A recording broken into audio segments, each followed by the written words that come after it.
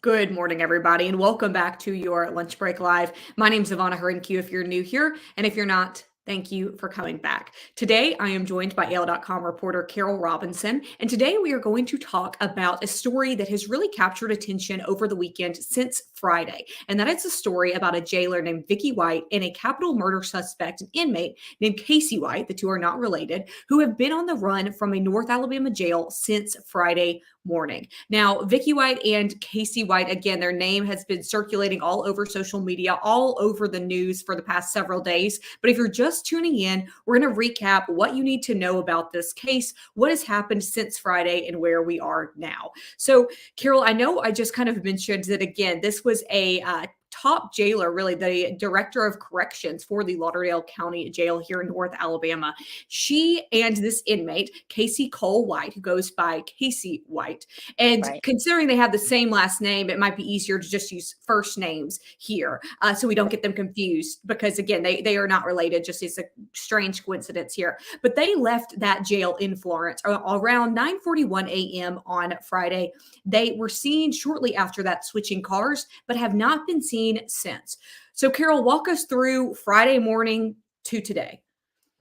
Friday morning, and we released the video, or the Lauderdale County Sheriff's Office released the video last night, and we shared it. It's such a telling video. It shows Vicky backing her patrol car into the jail Sally Port, which is the booking area, just before 9:30 a.m. And as background, two vans had already left the jail to take inmates to court hearings. After those two vans left, not long after, Vicky White said, basically, Casey needs to go to a mental evaluation hearing. I'll just take him myself since the van's already left.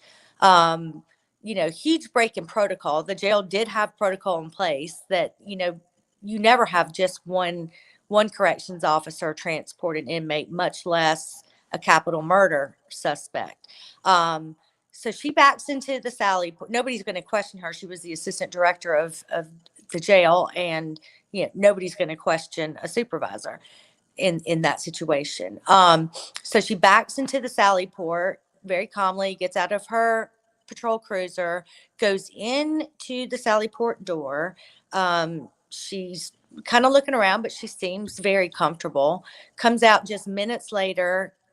Casey was shackled at the arm, at the hands and the feet. And anybody that's followed law enforcement for any period of time, or even watched crime show TV, crime shows on TV, the way she did this was so telling, because she just opened the door for him and walked out ahead of him. No law enforcement officer puts a suspect or an inmate behind them. For any number of reasons. He could have reached up and just strangled her with his handcuffs. He could have jumped her, knocked her down, stole her car. It was running. You're always going to transport an inmate on the opposite side of your gun. So if you're right-handed, you're going to put the inmate on the left side. But he just walked out behind her. She opened the door, tucked him in to the back seat, and off they went. And you make that point. They seemed very comfortable together. Again, she was in front of Casey. And something we should note here as well is that Vicky is about 5'5", about 160 pounds. Casey, on the other hand, is nearly 7 feet tall, over 300 pounds. He is a very large person. She, a smaller person or a more average size person. Again, not only the extreme difference in size between this inmate and this jailer, but also again, just being one person. Another way that we know that Vicky White broke protocol is there was one person that was transporting that inmate, not two, which is typically what you see. Go ahead, Carol. Right. And, as we know now, there was never a mental health evaluation scheduled. She had also said, she had turned in her retirement papers on Thursday to be effective on Friday. So this was her last day seemingly at work after, 20 years there. And just said she wouldn't be back because she was going to a doctor's office because she didn't feel well. Never showed up at her doctor's office either. We now know they went to a nearby shopping center where they left the patrol car and got into another car that they were believed to be in until, at least now we know that we learned today that the car images were not supposed to be put out. It was a law enforcement sensitive memo or bulletin issued. One small police department believed they were helping and put those photos on social media, which of course now the car is probably gone. And so they're back to, trying to figure out where they are and what they're in now. But, Well, and we know again, law enforcement said this morning they were extremely frustrated, really, by that move. Again, by a smaller police department, probably intending to help with good intention, saying, "Look, this is the car we're looking out for." But then that having the opposite effect of then Vicky White, Casey White saying, "Oh, crap! Everybody knows what we're driving. We got to switch cars now." I mean, it's it's a boo boo, but it's not going to derail the investigation or the search. The U.S. Marshals have so many tools at their hands, that this may set them back a day, but if that, it's not the end all be all to finding Vicky and Casey. I think just really what's interesting is, and what I can't wait to find out more about is, how long was this planned and how well planned? Right now, it appears it was very well planned. We know that Vicky sold her house just about 5 weeks ago for $95,000 and had been living with her mom since then.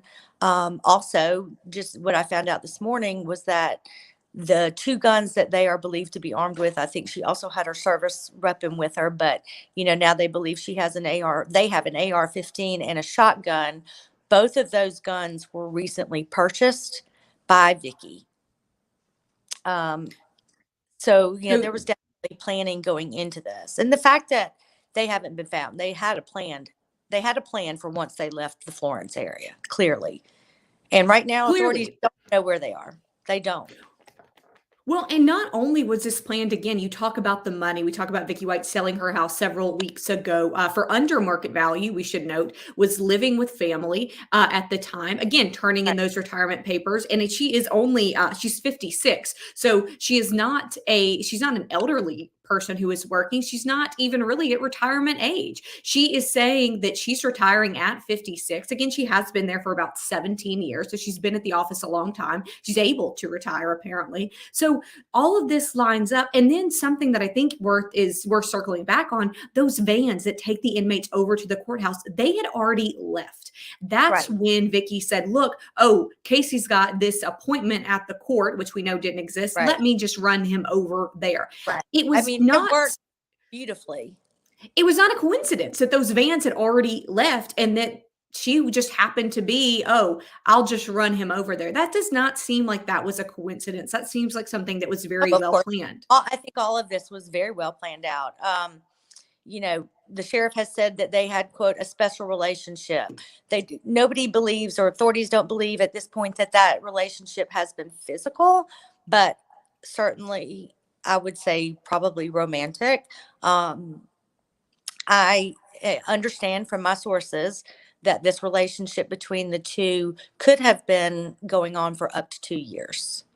They do not, Casey was moved to the jail in February from the Department of Corrections for upcoming hearings in the capital murder case. But he had been in that jail before.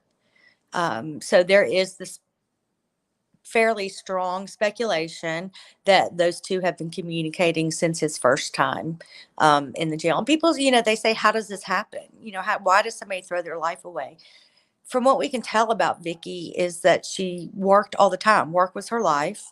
She did not have much of a social life outside of work. And it's almost like the Stockholm syndrome. You become acclimated to your environment and your environment becomes your world. And so, that was her world and maybe her dating pool. We don't know.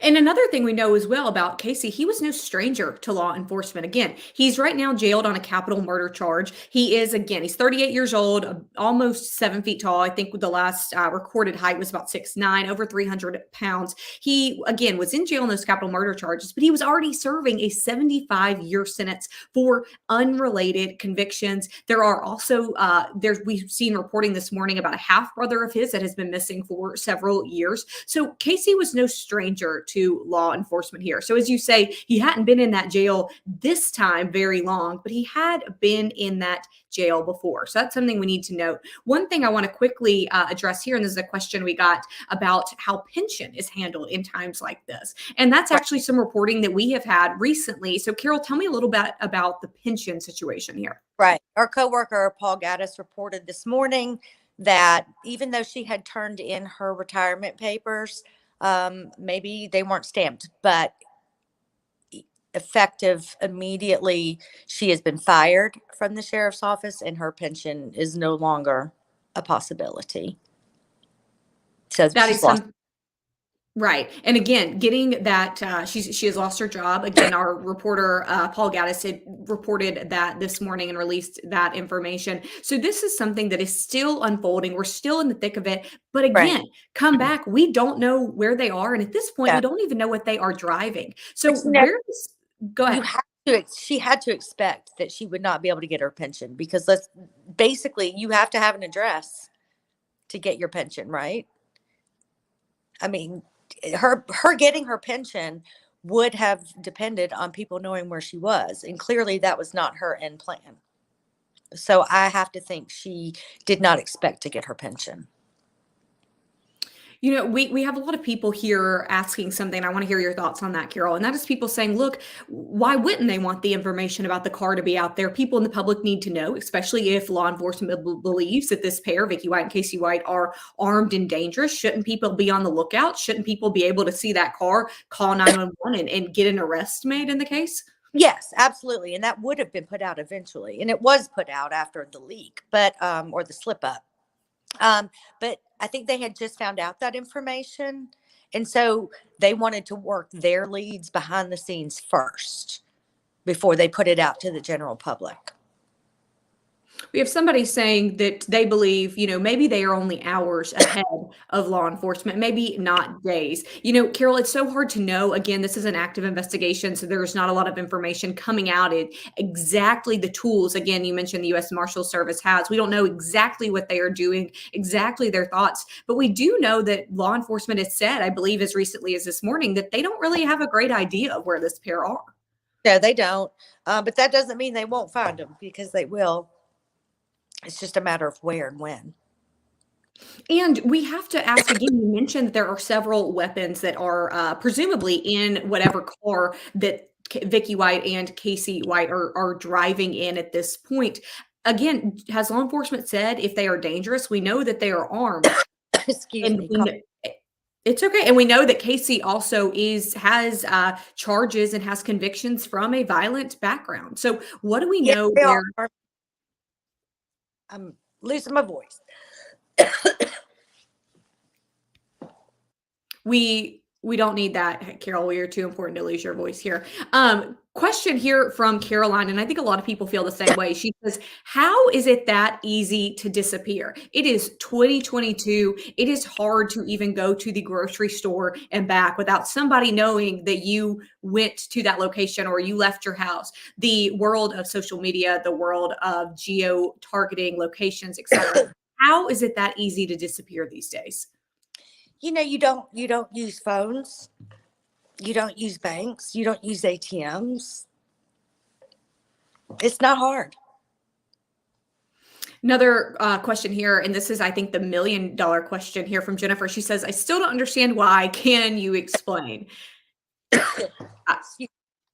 I don't think that there is anything we can explain at this point, Carol. There is not anything that has been there's not anything that has been released about a motive here, other than again that quote special relationship. So tell us about that special relationship again. You said that the law enforcement does not believe at this point for it to be physical, at least as of that Friday escape. Is that all they told us about that relationship? The sheriff has said, you know, he may have extra food on his plate and get privileges that other inmates didn't have. And that's basically all we know at this point. Mm-hmm. Mm-hmm. Well, this is just going to be something I know we're going to be following until this kind of wraps up here. We know Vicky White, again, Casey White, they are on the run. There is not a location that law enforcement is providing they could be in. So they have also not, they have released a car information, but again, they're not sure if that is still the car that they are driving. We have the descriptions in all of our coverage on AL.com. Carol, I know you and several other of our reporters have been working to keep everybody up to date on this case. And we're going to leave all of those links here in the comments. People can find those easily. Watch that video again that we obtained from the Lauderdale County Sheriff's Office and more. Carol, thank you so much for your reporting here and just for your valuable insight from covering law enforcement for as long as you have. Everybody watching, thank you. We will keep you updated on AL.com. You can find it again via the links here in this comment thread. We'll see you tomorrow.